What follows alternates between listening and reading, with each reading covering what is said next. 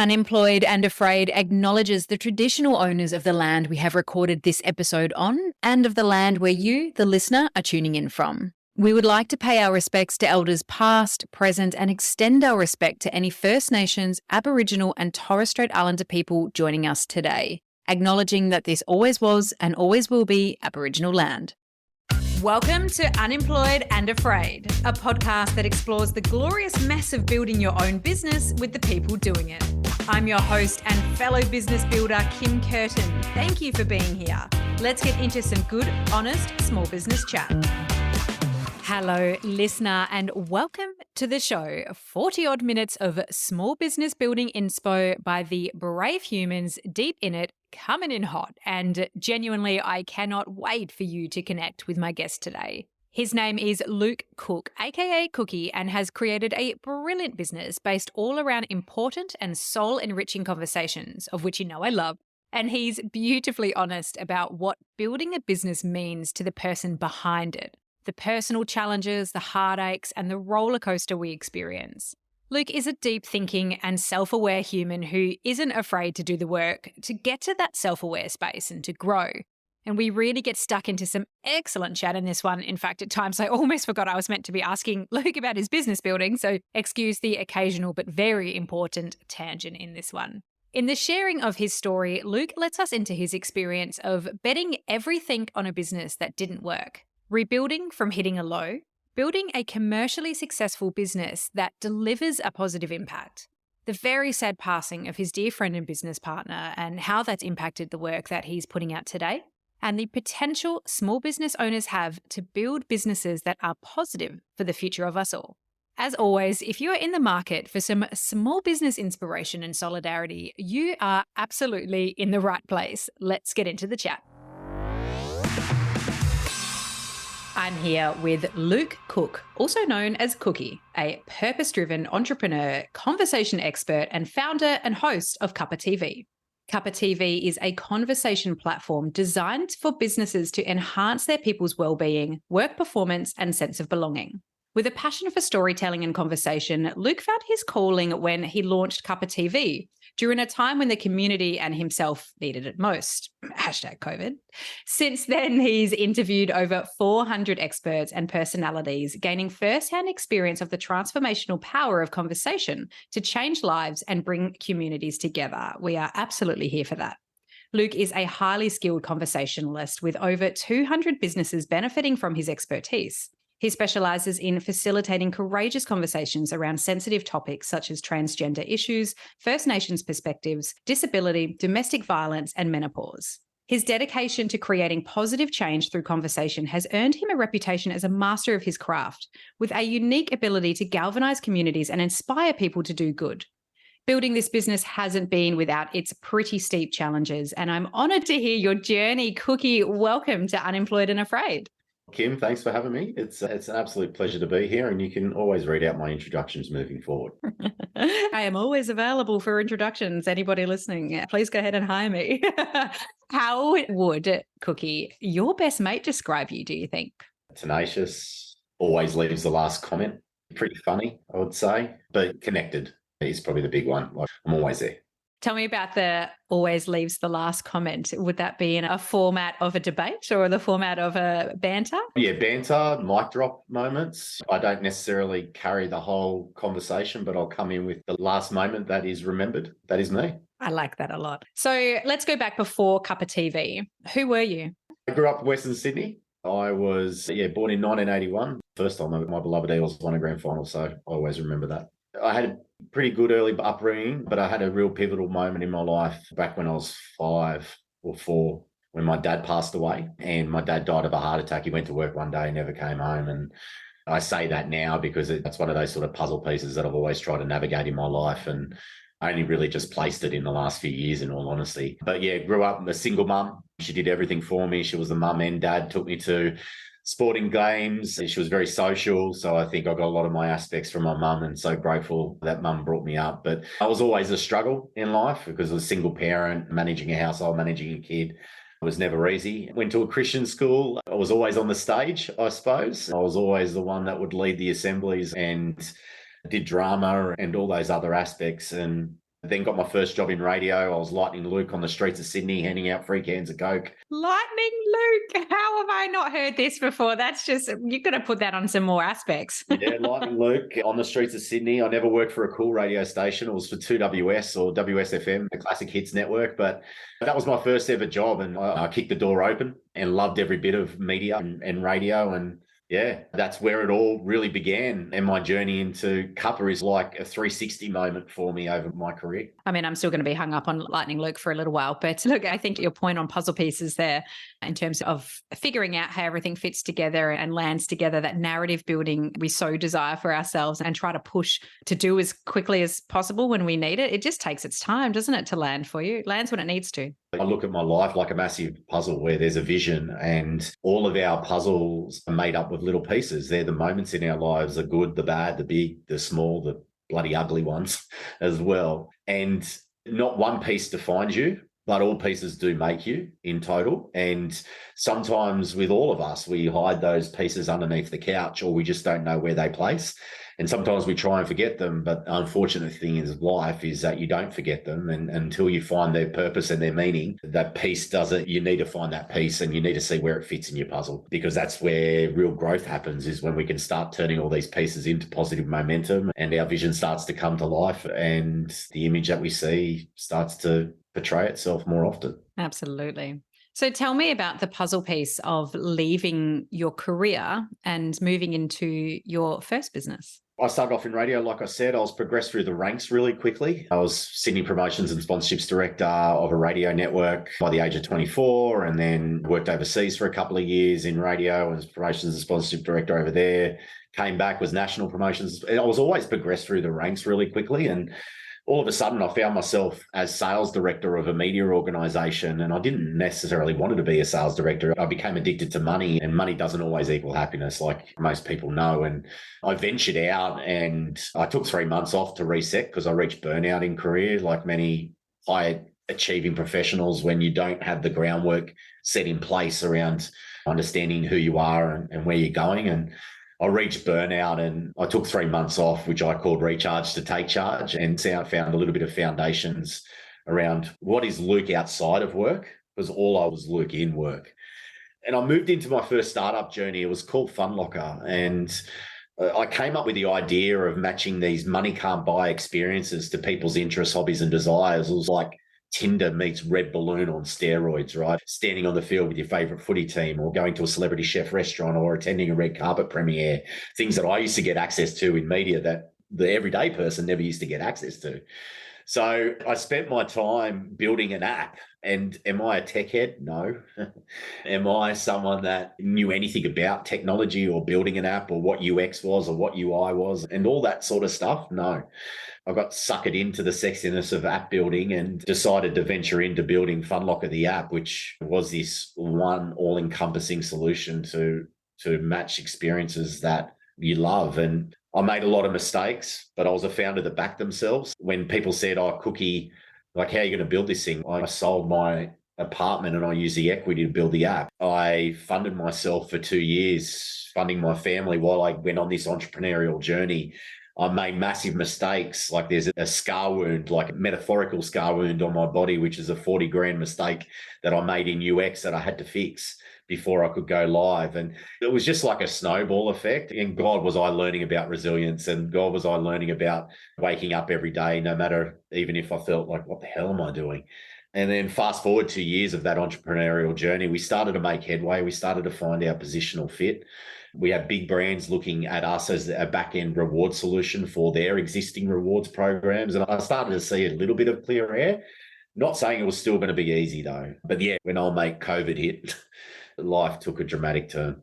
I love your ability, because it's something that I can really connect with, and probably anybody who has worked in the media and marketing space that can connect with this, is that you managed to make your transition out of media and into something else a campaignable name. It took so long to come up with Fun Locker, right? Like, it was one of these sort of, I don't know, it was one of those ones where I needed to find a bloody URL, Kim, in all honesty. But even before that, recharge to restart. Oh yeah, no, I've got you. That is campaignable in and of If you want itself, and you weren't one-liners, even doing it. I tell you what, I could. What is that news? What is the Northern Territory newspaper? Where they come up with these incredible headlines. I think if I ever need a fallback position, it'll be something like that. Yeah, exactly. Yeah. None of us can forget the see you in the Northern Territory aspect of that as well. But yes, I do like that. I think that is a real promotions, media and marketing head, though, that puts over that to be like, okay, so this is a capsule of time. And then I'm moving into this other capsule of time. But that deep understanding of, what something is called and how to make it campaignable and how to make it cut through. That is a skill that is so transferable in that space to anything. But I can imagine stepping into tech and apps in particular would have been very unnerving. It was exciting, right? Because I'm doing this for myself and it was awesome. But yeah, when I started to really delve into it, and I went to a lot of these sort of startup events, and I put my hand up once at a panel and I said, how many startups succeed with only the founder in the tech space who isn't a tech head? And everyone just laughed. And they said, no, you need a co-founder. You need someone in the tech space. And you know what? That would have been a better idea to find that. But then who do you trust? Like, I didn't have anyone in that space. How do you build rapport quickly? I had this idea. I was already on board with it. I wanted to move forward. I didn't want to get back into media. Like, there was all these things that were, I suppose, probably ego driven, which I've learned a lot about myself in the period of time. But yeah, I realize a lot that if you're moving into this space and if you want to evolve a tech product, it'd be awesome to have like a CTO or a founder who complements you. Yeah. I've thought about this problem quite a bit, actually. I remember even doing some research at one point for one of the 8,000 business ideas I have every week for a form of matching service, which I believe exists in some way, shape or form based on my research, but a bit of a matching service for people who have an idea, but not necessarily the exact skills that they have to be able to bring together business co-founders or partners, directors kind of together to matchmake Tinder for startups or it's just a really interesting aspect because there are so many businesses that we could get off the ground if we had the right partner to get going. So maybe it's something we need to start employing in the LinkedIn space a little bit more, just putting it out there. Who wants to get around this activity that I'm doing? Totally. There is this startup meet that I go to now, and it's actually, you go in and you get a wristband, a coloured wristband, a blue one if you're a founder, and then you get one if you're an investor that is a different colour. And it's not like it's not like you're sitting across from each other or anything like that, but it's amazing how the investors are actually coming over to the startups versus the other way. And it'd be great to have that in that sort of CTO field and all that sort of aspect as well, where you have these little meetups. I think it's a good idea, Kim. Let's talk about it. Yeah. All right, we might take that offline. It would be like the stoplight party for founders. It's like anyway, I've gone and campaigned it now. But take me back to that space where Funlooker is getting a little bit of energy. There's been some mistakes made, but you're getting some interest and looking at some success measures. And then the experience of COVID. What happened next? What was that experience like? So our whole platform was fueled with the in-person experiences. Like, that was the whole premise of it. So we had like 400 odd suppliers, from rugby league clubs to everything. And the unfortunate thing is it was at that same time that I ran out of my own personal cash flow and runway. So there wasn't much left in the bank to keep things going. And when I say ran out of money, I meant all my money. I mean, even living day to day was already proving to be a bit of a challenge, but there was gold on the horizon with some of these big clients. Like, we're in contract stage, etc. As COVID hit and as we all started to understand and assess what was going on, the couple of big deals literally in 2 days were cancelled. And I hit the ground pretty hard, Kim. I cried most days. I regretted everything that I did. I suffered massive guilt of how I've put my family through this, even though they weren't giving me that. But like, I had a young family at that stage. I had a little daughter, and I didn't even know how to put food on the table. And it rocked me to my core more than anything else ever has. And I don't know if it's the promotions or media head in me or the marketing brain, but I just knew that even though I hit the floor pretty hard, as long as I was looking up, there was still something that might come of it. And I think hope is one of those words that we have to cling to sometimes when everything else feels like it's not going in the way that it should. And yeah, literally, Kim, it took a walk to my local coffee shop where the only thing I bought for myself, which was my double shot latte every morning, because you could only walk to your coffee shop, And when I started walking back, I started thinking about my mental health, but then I started thinking about the mental health of other people as well. And that's where the idea came up, because of the fact that every morning you'd wake up and all it was shit news. It was news of how life's not going to be the same and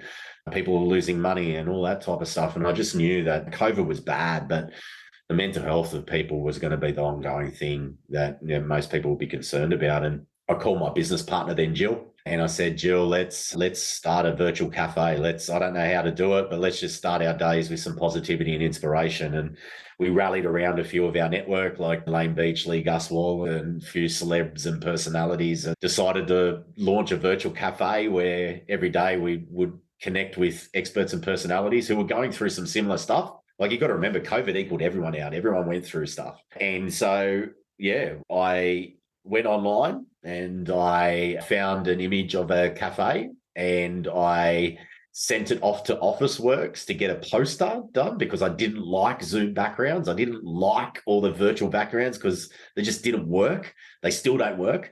And this virtual poster, this $40 investment, has changed my life, of this cafe backdrop.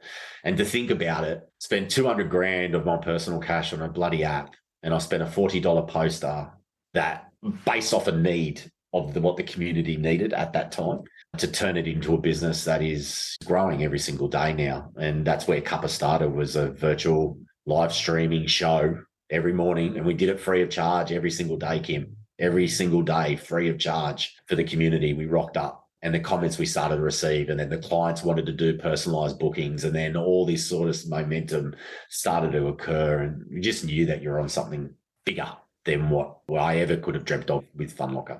I love that you drill down into the term hope. And I think that's something that I think about a bit. I like to nerd out on cultural tone and cultural insights and how we can counteract the ones that we don't need to have and feed the ones that we do. And this kind of like doom and gloom, this constant, doom scrolling. And we still experience it even now that we're well clear of the other side of COVID. There's that human desire to delve into the gloom of things. And then the antithesis of that kind of like taking the piss, almost like, okay, doomer, let's just forget about it. Let's have some good conversations. Like just putting things out into the world that are a little bit more positive, very real about circumstances, and very real about what's happening for people, but with that spin of hope all the time. That's such a gift to put out into the world. And the power of conversations to be able to turn that around is an incredible seed.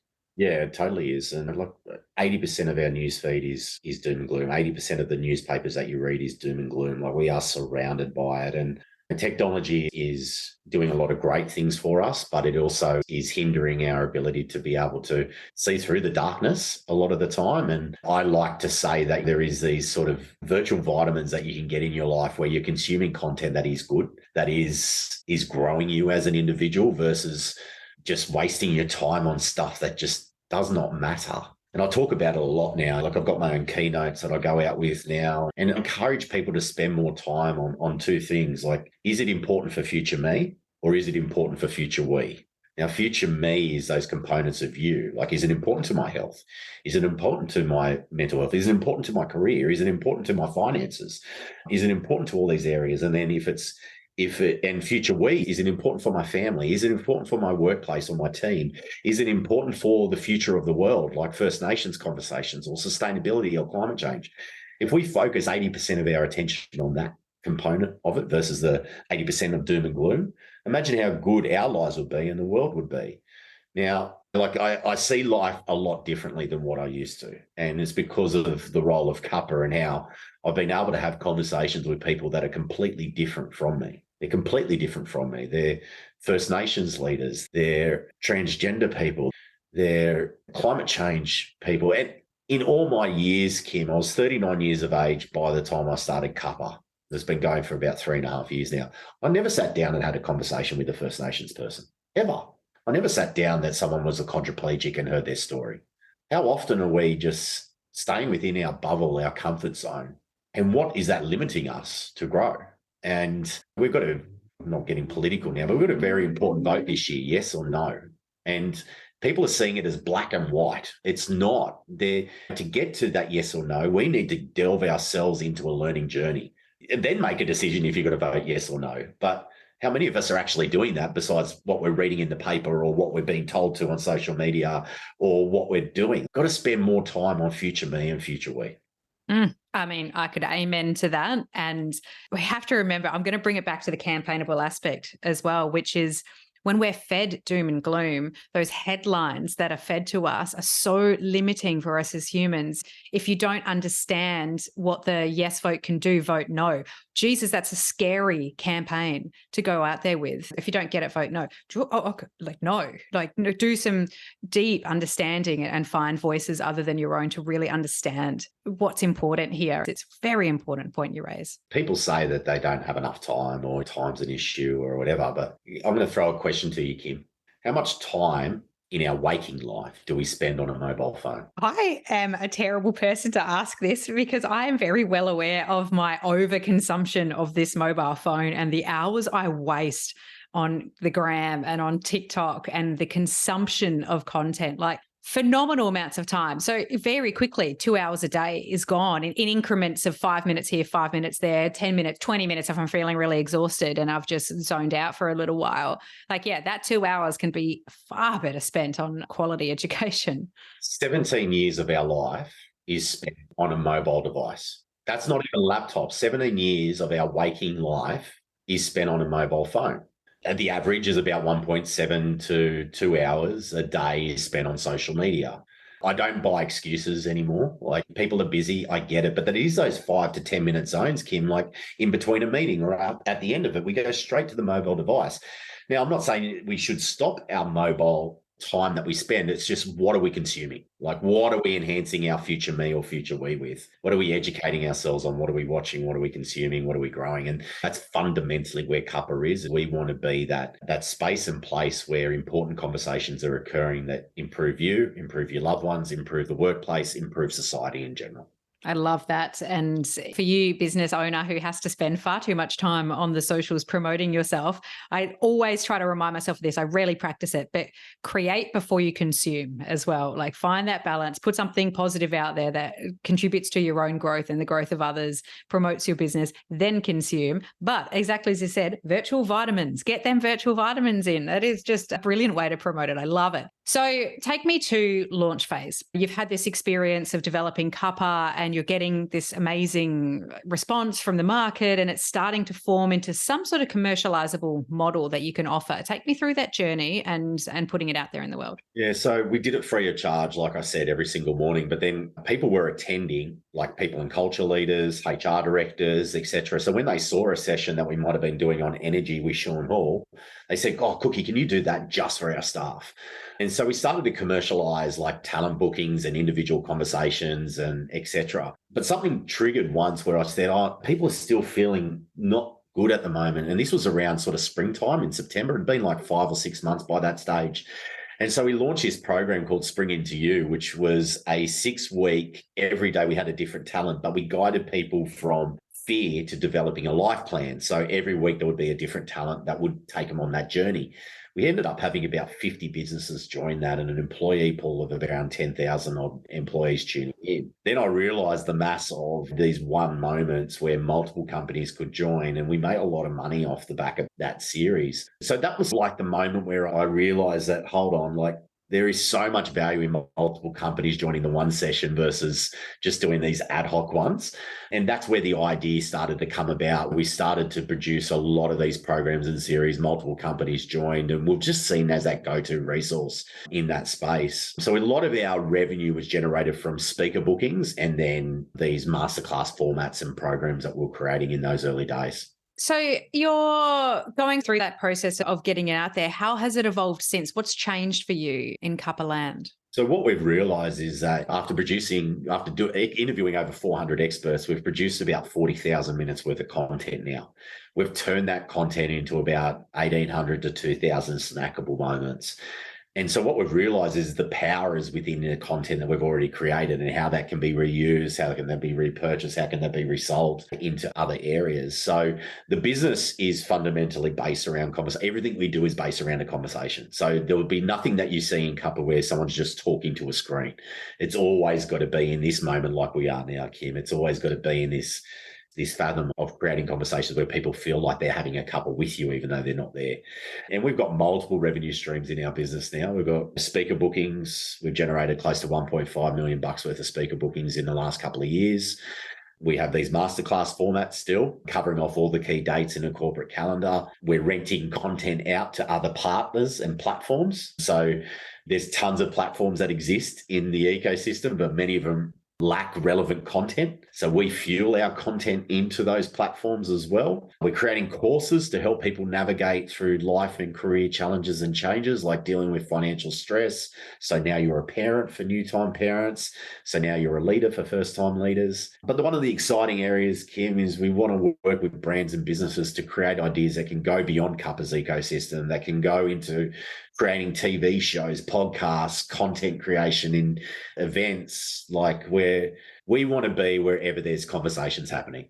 And we want Cuppa to be that brand that is associated with important conversations in work and life. I mean, I couldn't think of a better business. I also want a cafe one day, like a proper cafe, Kim. So if there's any cafe owners out there and they want to collaborate, I want this live event space with a studio that we broadcast from. We bring people down there.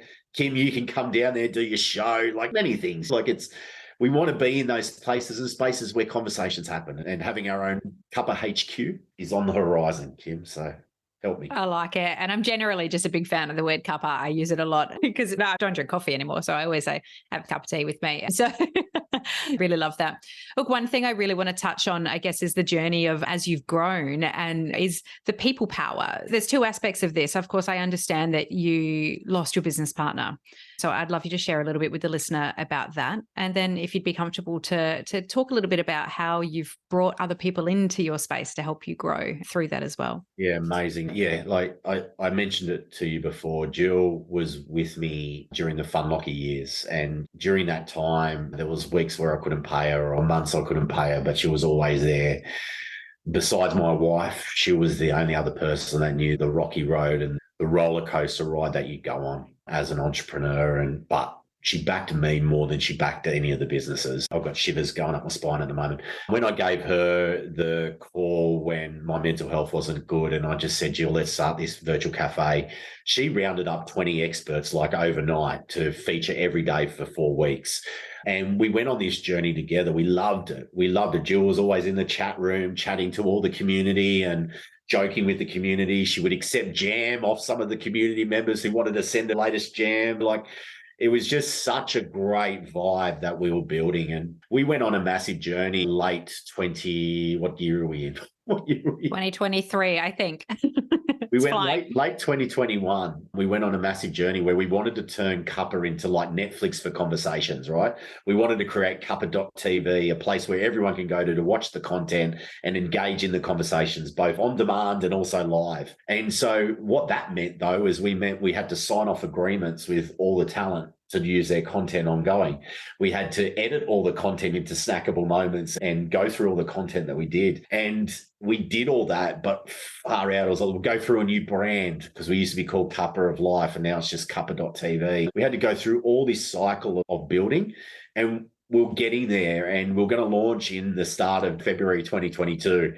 And Jill said to me, Cookie, I am going away. I'm getting out of town. You can't ring me. I'm not bringing my computer. Don't even contact me. And she went to Noosa with a few of our experts and friends. And she promised herself every single day that she'd get up and do a meditation in front of the ocean and go for a swim. And I remember it was January 25th. I got a phone call from one of the girls saying that morning, Jill went for a meditation with a friend and decided to go for a swim in the ocean. Unfortunately, the person who she did the meditation with went back to the house, and Jill went for a swim by herself, and the ocean got her. And I got a phone call at 11 a.m. that Jill had passed away. She drowned in the ocean. And I remember I was reaching in the cupboard when I copped the phone call because I was going to grab a snack, and I fell to the floor. My wife's going, what's going on? What's going on? And I said, Jill's passed away. And it was just one of those moments, Kim, that you're rocked, because whenever there's been an issue in my life, I usually gravitate to work to get my mind off it. But I couldn't do that in this component. Like,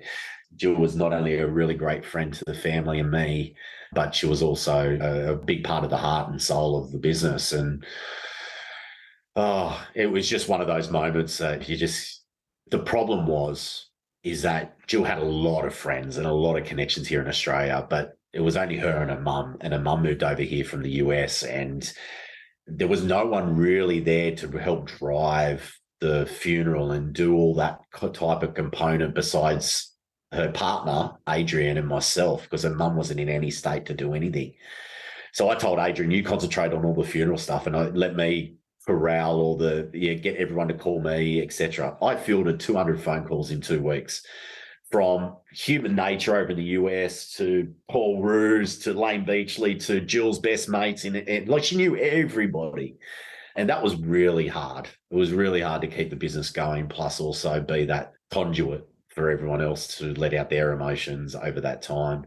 But you know how I spoke about puzzle pieces before, Kim? And sometimes those puzzle pieces, they fit naturally and sometimes they don't. This puzzle piece fitted really easily, because even though it was a moment that I'd cried and all that type of stuff, I knew that this puzzle piece was only another part of Cuppa's journey and how we're going to have to keep on going on and have Jill's legacy to be there as part of it. And there was never a question on, should I keep on going? The question was, Jill behind me going, you're effing going. Like, you're not stopping on the effort that you've done. And the community rallied, Kim. The community rallied. Like, as soon as I sent out the newsletter to people, the EDM, saying, unfortunately, we're shutting our doors for a little bit because Jill's passed away, said, I read it the other week. We received like 200 odd emails from people saying, Jill and you were here for us, Cookie. We're now here for you. And you and Jill have been a friend of mine, and we haven't met that person. So it started to really hit home that we're not just a business. Cuppa's not a business. We are here to make a difference. And yes, we're a for-profit business in the black and white books of it all. But that's not our role. Our role is to be out there and be at those times of need with people when they need it most. And like, that just kept me going. It was tough. People did rally big time. What an incredible impact on you and everybody around you, and just a profound experience for everybody involved. Jill just sounds like the most wonderful of personalities to have had that community behind her. And I can only imagine how challenging it would be to, in the Cuppa emails and those small moments that are all Cuppa related, and to feel Jill's legacy in that. But you really make an incredible point that, when you're in the business of things like conversations or providing a service that allows people to better themselves, or just is a business that is for profit, because we are a commercial nation, we are all here to economically grow ourselves and ideally each other as well. To couple that with such a value-based business is such a beautiful sweet spot. And I think something so many of us strive to do, and to own that, yes, get going. Everyone should be behind you. Grow. The more money you make, the more conversations can be had, the more lives can be impacted. It's a circle, and it really sounds like that's an embedded part of your business. It totally is. There is so much opportunity for any business to be making a difference out there. And if you can build your business, even if it's like in a totally different sphere, like, have a think about where you're going to be adding to the world and your impact to the world beyond you just trying to make money. Like, yes, you can make money, but you can make a difference in the same light. I love speaking to an Indigenous leader. His name's Paul Callaghan, and he talks about the First Nations people of this land, how they think about our children's children in every discussion and every impact that they have as a leader, right? They think about that long growth. Imagine if we instilled that in every business that we create, that we're thinking and not about us selling in 5 years and making a load of money, but what does this business stand for the community? And if it is in the financial sector, or if it's in the fintech space, how do you, where does it, what is your line of delivery that is that for that future's children, our children's children? Because too often we're in business, we're just thinking about that. I'm going to grow it, I'm going to sell it at 8x, and I'm going to exit, and I'm going to live a happy life. Good on you. Good on you. But yeah, what about the future we? Yeah. And just think about it at the start. And even if your product's helping someone that's disabled, and you give that free of charge to that community, or there's ways you can do it, and you can do it from day one. Too many bigger based businesses are doing it as a tick the box. Don't fundamentally have it in as part of who you are. Because employees will want to work for you. Other businesses want to do business with you. Think about it from the start, because the movement is happening in that space right now. I mean, I could nod my head off because You are nodding a lot. I am, because I'm so passionate about that. Because if the value to the world isn't clear enough of a purpose as to why you should invest in that, if you need a commercial purpose to be investing in the aspects of your business becoming more socially connected, more planetary connected, the return commercially is 175% for those businesses who have either a circular purpose, who have something at their purpose that they're giving back to, that they're lettering up to, if they're providing some form of value for either supporting organizations. But like, there is so many statistics relevant to why you should do this, if you're not convinced enough that it's just for a bloody good reason. So I am on board with this 100%. And is that the Paul who wrote The Dreaming Path? Paul Callaghan is the author of The Dreaming Path. Great book. We will put that in the show notes. Hell of a book. So I'm thinking about the financial side because you've put me in the financial headspace. And I'm thinking back to the cookie who was on the bones, struggling to find the cash to be able to stay afloat, let alone grow a business.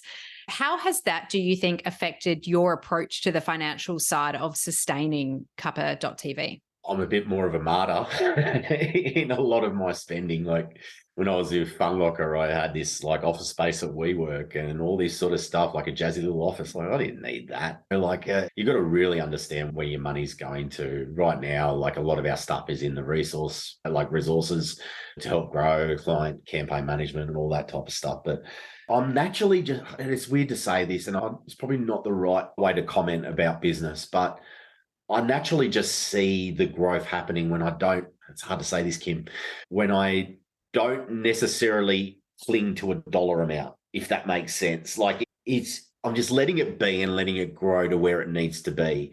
Because what I'm finding now is because I'm doing that, it's now clearly making me a path of where I will want to potentially raise money around or grow the business or do things, but I haven't tried to force it. I always say Fun Locker was a forced sell. Like I always had to sell it. I don't have to sell Cuppa. Like Cuppa is there for the community to brace when they need it. I've just got to be there at that time. Like I let the finances work itself out. I don't overspend in areas. I don't do anything out of the ordinary. It is very much based on our product and growth and naturally seeing it where it goes. It's the right kind of woo-woo that I like, which is there's a difference between the kind of financial awareness and literacy that you have to have in business, in life as well, just having that financial literacy. But then the woo-woo aspect of if you put the energy into the right things, you do have to have an element of trust that the money will flow. Because if you cling to it, it's really bad energy, really bad money energy. It doesn't attract more to you if you're holding on so tightly all the time. It totally doesn't. And I've experienced it myself. Like when I was personally struggling financially and the business was struggling, that's where my mental health went down a cliff because that's all I could think about was money.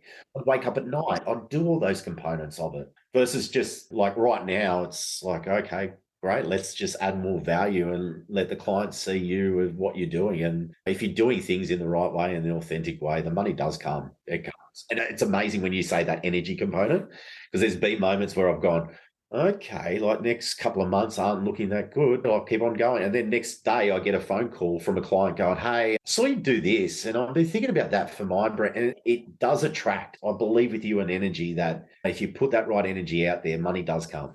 Mm-hmm. I am putting that energy out there. Clients, I am here for you. I am a little beacon of energy, just constantly trying. But it's not about me. This is absolutely about you. I'm interested in knowing what is challenging you in your business right now. What's posing the biggest mountain? Me. I'm the biggest mountain in the way of the business. I'm controlling too much at the moment. Too many roads are leading to me. That is one hindrance that I need to fix pretty soon. And to fix that is, I just need some more people on the ground that can do stuff. So that's the biggest focus area for us at the moment is allowing me to do more strategy-based stuff and not be in the trenches. I know most business founders and would be feeling the exact same thing, that you can see the vision, but you just can't get there when you swamped yourself in the to-dos. So that is the biggest challenge for us at the moment. And I think the other biggest challenge, which we're getting really clear on, is just what is that future of Cuppa and what is that 3 to 5 year plan now that we've navigated so well in many different ways and all our business puzzle pieces are starting to form that really clear vision. It's taken 3.5 years to get there. and a lot of testing and learning and, or that didn't work, or that did, or that's an exciting area. And yes, clients want that. And like we're now starting to really get, probably what I'd say is a little bit more focused in what we articulate in the market and how we represent ourselves in the market, that is clearer for businesses to go, okay, that's how we can use you. Amazing. So anything on the strategy plan that has got you really excited at the moment, or any aspect in particular that you're looking to grow to? Yeah, I want the cafe, Kim. I've already said that. No. I'm getting really excited that there is bigger based businesses out there that are seeing us as that potential go-to resource for social and personal impact.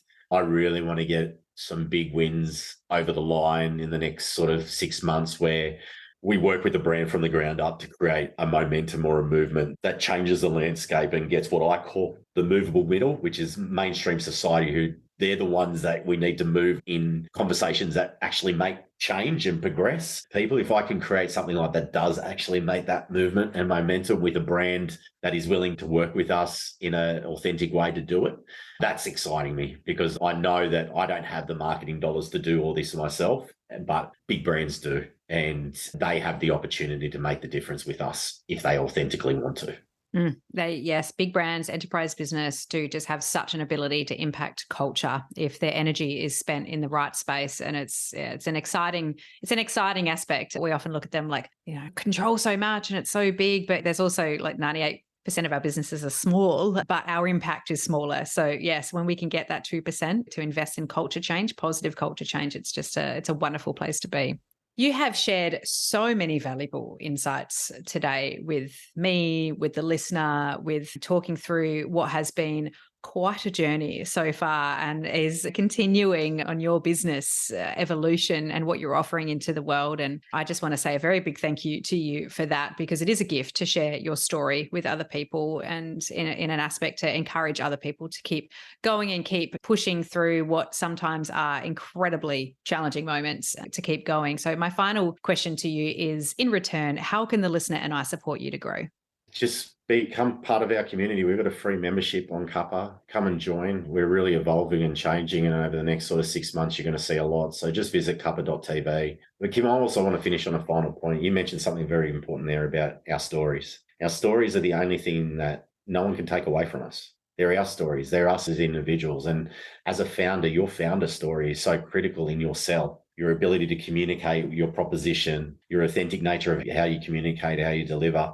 Just spend time on understanding your story, understand your values, understand those moments that have shaped you, understand the passions and why you're so passionate in, understand the knowledge base that you're coming from.